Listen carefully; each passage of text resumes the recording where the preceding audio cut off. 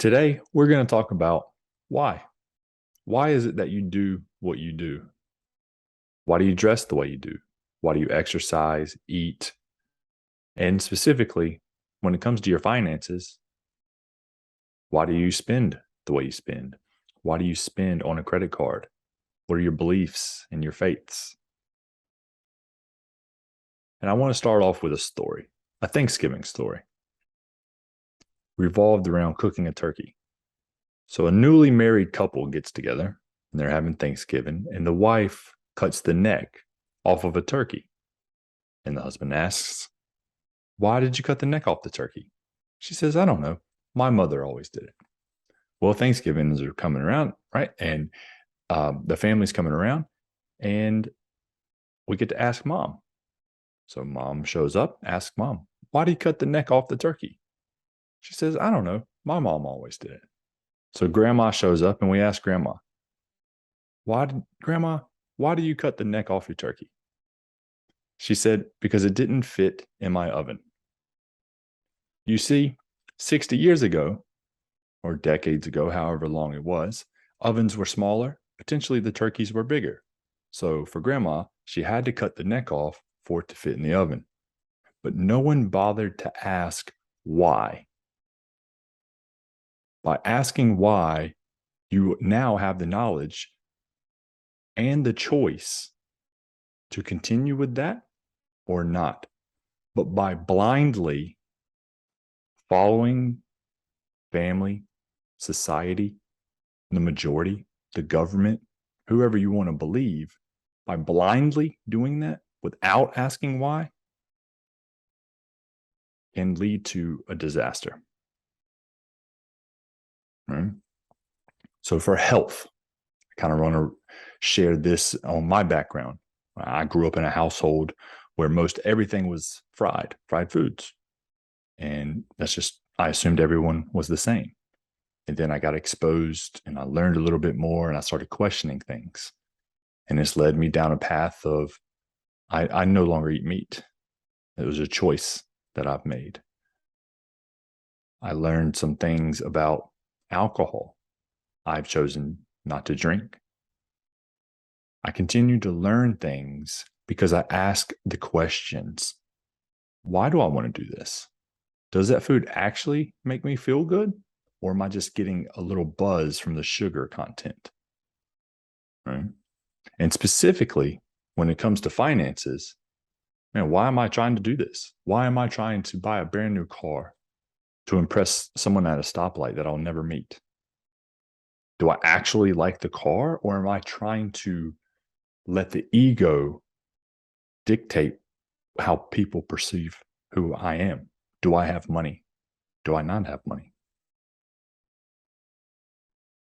And this can continue into many areas when it comes to your money.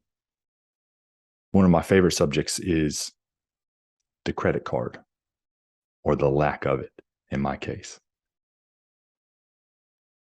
Why do you have a credit card? Because everyone else says you have to? It's a status symbol when you got a black or platinum card, when you have a credit limit of $100,000. What does that do for you? Which leads to the conversation of having a credit score. What is your credit score? Do you know your credit score? And specifically, why do you want a credit score? I used to chase this. I had an 800 credit score in my early 20s. And I thought that was really awesome. I thought I was doing cool stuff. This is what you're supposed to do. But then I learned the truth about what a credit score is rated on, which is 100% around debt. And I continued to learn. I asked, well, if I have the goal of wanting to be a millionaire, and the number one reason millionaires get to that point is to get out of debt and to stay out of debt, then why am I chasing a credit score? Why am I chasing this I love debt score? So it made me think, do I want to be a millionaire, or do I want to have an 800 credit score. So I asked why. What do I want? Why do I want to do this?